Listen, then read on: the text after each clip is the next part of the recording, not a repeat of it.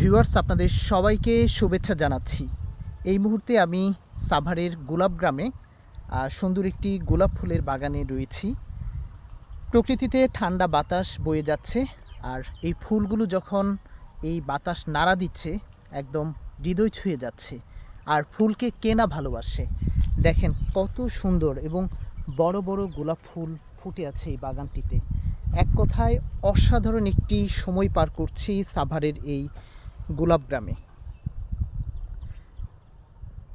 একদম যখন মন খারাপ থাকে তখনই আমি এই গোলাপ গ্রামে চলে আসি, কারণ এখানটায় আসলে এই সুন্দর সুন্দর ফুলগুলো আমার মন একদম ভালো করে দেয়। আপনার চোখ যত দূর যাবে এই গোলাপ ফুলের বাগান দেখতে পাবেন, গোলাপ দেখতে পাবেন। অসংখ্য এরকম গোলাপ ফুটে আছে এই পুরো গ্রামটিতে। অনেকটা সময় ধরে আমি এই গ্রামে ঘুরেছি, যেখানেই গিয়েছি বা যে বাড়িতেই গিয়েছি প্রতিটি বাড়িতেই এরকম অসংখ্য গোলাপ ফুল ফুটে আছে। এবং এখানটায় মোটামুটি প্রায় সবাই এই গোলাপ বাণিজ্যিকভাবে তারা চাষ করে থাকে।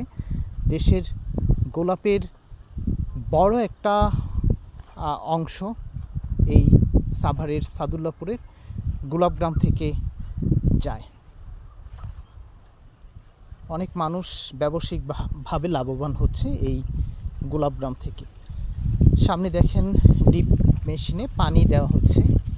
এই যে এই নালা দিয়ে পানিগুলো চলে যাচ্ছে এখানকার গোলাপ গাছগুলোর বিভিন্ন বাগানে। এরকম দৃশ্য সত্যি একদম মন ছুঁয়ে যাচ্ছে।